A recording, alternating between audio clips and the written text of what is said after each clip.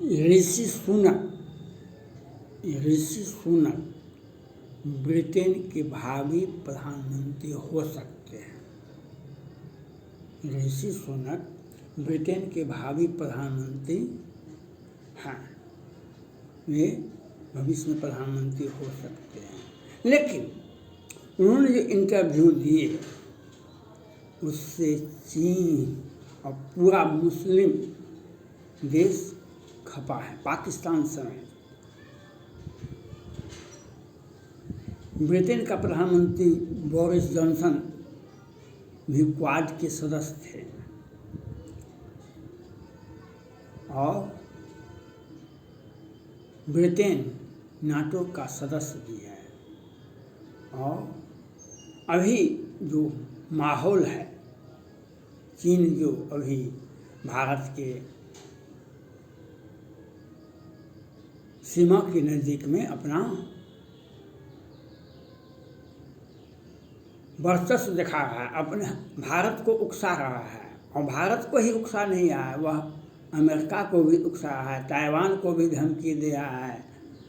और उसका जो चीन का ग्लोबल टाइम्स है और कौन कौन मीडिया है वह, लेकिन वह खुद दुनिया में अकेला पड़ गया है। रूस और यूक्रेन के युद्ध में रूस बुरी तरह से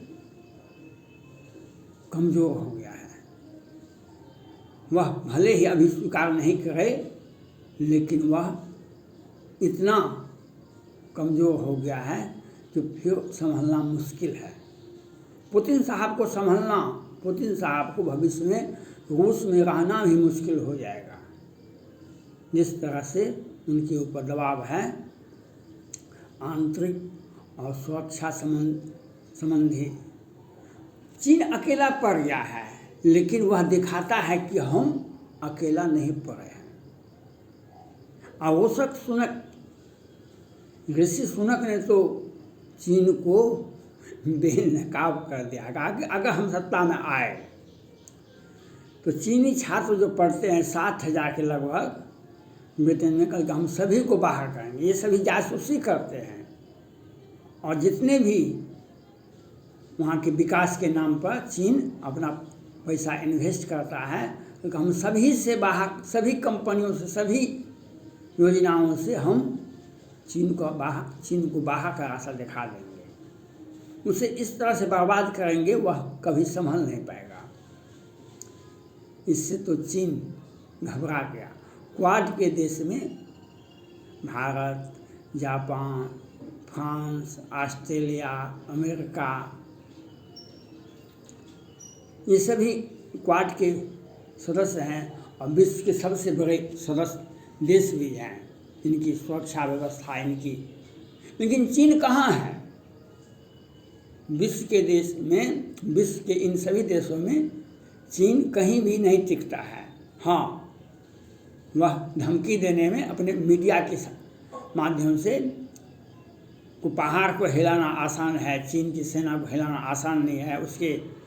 और कुछ मीडिया तो कहता है कि 930 विमान उसका ताइवान में घुस गया है, भारत के नज़दीक में घुस रहा है।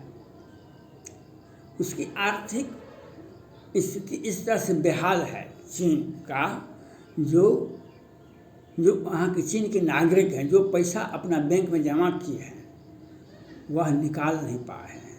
उसके लिए धरना प्रदर्शन तो हो, उसके लिए चीन ने अपनी सेना को उतार दिया है, जनता को डराने धमकाने के लिए। जनता अगर उग्र होती है श्रीलंका की तरह, तो उसे, श्रीलंका तो प्रजातांत्रिक देश है, वह तो जनता पर कार्रवाई नहीं कर सकती है, लेकिन चीन तो कर सकता है।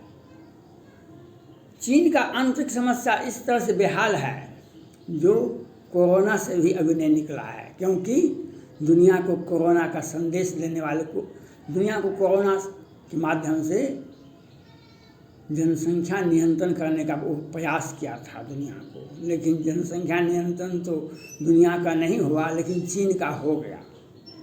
और कोरोना का कहर और आर्थिक मंदी, उसके सारे उद्योग धंधे चौपट हो गए हैं। विश्व के बाजार में कहीं भी उसका सामान का आपूर्ति नहीं होता है। जनता इस तरह से आप उसी किसी भी 30-31 राज्य है वहाँ पर, 24 राज्यों में सारे उद्योग धंधे चौपट हो गए हैं। जनता बैंक को घेर कर बैठा हुआ है।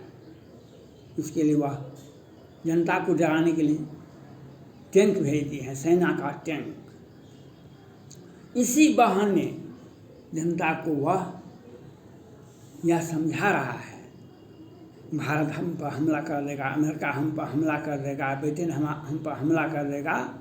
इसके लिए आप चीन की सरकार का, शी जिनपिंग साहब का सहयोग कीजिए, न कि बैंक से आप पैसा मांगिए। चीन कमज़ोर हो जाएगा, अंतर्राष्ट्रीय समुदाय चीन पर हमला कर रहा है। इसके लिए आपको जनता को चाहिए क्या, तो उसका चीन का संप्रभुता का सम्मान करें, शी जिनपिंग साहब का सम्मान करें। लेकिन जनता तो यह समझ रही है, जो यह अपनी सत्ता बचाने के लिए एक युद्ध का, तीसरा वर्ल्ड वार का संदेश दे रहा है दुनिया को, और अपनी जनता को वह धमका रहा है, समझा रहा है किसी तरह से आप शांत हो जाइए। अंतर्राष्ट्रीय जगत में युद्ध का माहौल बन गया है, लेकिन जनता समझे क्या?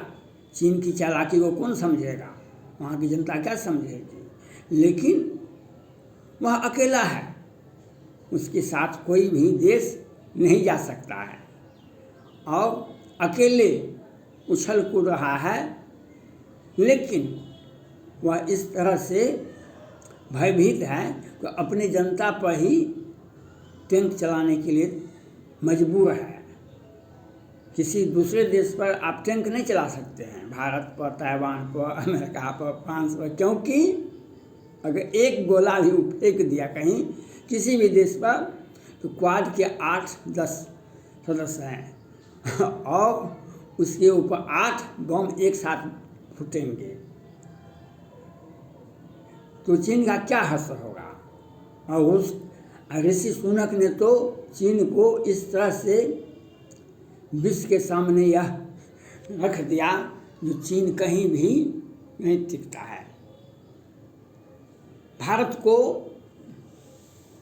इसी तरह का माहौल बनाना चाहिए, और भारत को अपने क्वाड देशों से संपर्क में रहना चाहिए, और चीन को इसी प्रकार ऋषि सुनक जिस तरह से चीन को बेनकाब किए हैं, अगर दूसरा व्यक्ति ही प्रधानमंत्री बनता है ब्रिटेन का, वह भी वही करेगा जो ऋषि सुनक साहब करेंगे।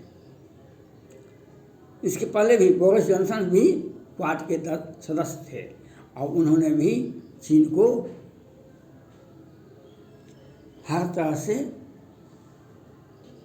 अकेला छोड़ने के लिए बाध्य कर दिए थे ये अमेरिका के, और यूरोप का नेतृत्व ब्रिटेन ही करता है। ब्रिटेन अगर भारत, अमेरिका, जापान, फ्रांस के साथ है, तो चीन यूरोप से बाहर हो जाएगा, उसका व्यापार बाजार दोनों चौपट हो जाएगा, और उसे कोई भी देश, विश्व का कोई भी देश उसे बैठने के लिए नहीं देगा, बाजार खोलने के लिए नहीं देगा, वहाँ उसके नागरिक नहीं जा सकते चीन के। चीन इस तरह से,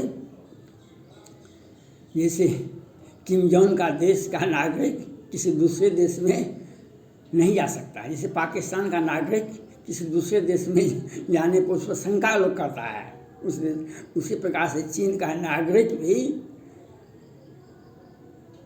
किसी भी देश में जाएगा, उस पर लोग शंका करें, उसे निकाल देंगे। इसलिए वह स्थिति अब चीन का वह हो गया है जो कभी पाकिस्तान का था, कभी किम जोंग के देश का था। वह आज चीन उसी रास्ते पर चल रहा है, क्योंकि वह उसके पास में कुछ है नहीं, लेकिन वह धमकी देने में, अपने मीडिया चैनल के माध्यम से दुनिया को डराने में लगा हुआ है, जो हम बहुत बड़ा देश हैं, हमारे पास में बहुत बड़ा बम गिराने वाला विमान है, लेकिन कहीं भी उसके पास में कुछ भी नहीं है और वह दुनिया का अकेला देश हो जाएगा। कल के व्हाट्सएप के माध्यम से, कल के समाचार के माध्यम से रूस अत्यंत कमज़ोर हो गया है। यह भी संभावना व्यक्त की जा रही है रूस के राष्ट्रपति पुतिन साहब भी अब देश छोड़ सकते हैं। तो चीन को कौन बचाने के लिए आएगा? चीन आज तक जो बचता आया है वह रूस के पीछे जाकर के बैठ जाता है, रूस को आगे कर देता है। नहीं तो चीन को तो 1 से 2 दिन में भी अमेरिका या भारत या फ्रांस या जापान उसे नस्तानाबूद कर देंगे, उसे बर्बाद कर देंगे। लेकिन वह रूस के पीछे चला जाता है और रूस इस तरह से बर्बाद हुआ है। रूस यूक्रेन की युद्ध में जो उसे खुद रास्ता नहीं मिल रहा है। इसलिए अमेरिका के और भारत के और सारे देश, विश्व के सभी साहित्यकारों से महात्मा गांधी का सत्य और अहिंसा का किताब, प्रजातंत्र का समर्थन और बड़े बड़े बुक्स को चीन में प्रजातंत्र के लिए का संदेश देने के लिए उसे वेबसाइट पर, व्हाट्सएप पर, सोशल मीडिया पर, अखबार के माध्यम से, टीवी चैनल के माध्यम से चीन में यह प्रचारित करना चाहिए। आज साम्यवाद है चीन में, इसीलिए चीन बर्बाद हो रहा है। चीन में कम्युनिस्ट पार्टी है, इसीलिए चीन बर्बाद हो रहा है। इसलिए वहाँ के प्रजातंत्र, वहाँ की जनता प्रजातंत्र के लिए हल्ला करे, अपने पैसा बैंक से निकालने के लिए हल्ला करे। जो चीन बुरी तरह से दुनिया को क्या घेरेगा वह खुद घेर जाएगा। और ऋषि सुनक का यह बयान चीन को तो और पगला देगा।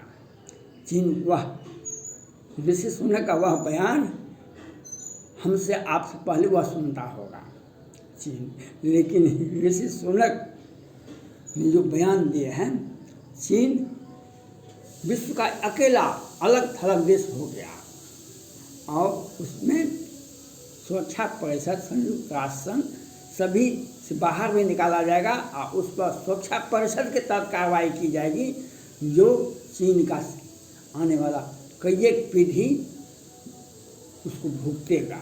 अगर चीन नहीं संभला, कहीं भारत पर, कहीं ताइवान पर, कहीं अमेरिका पर हमला करता है,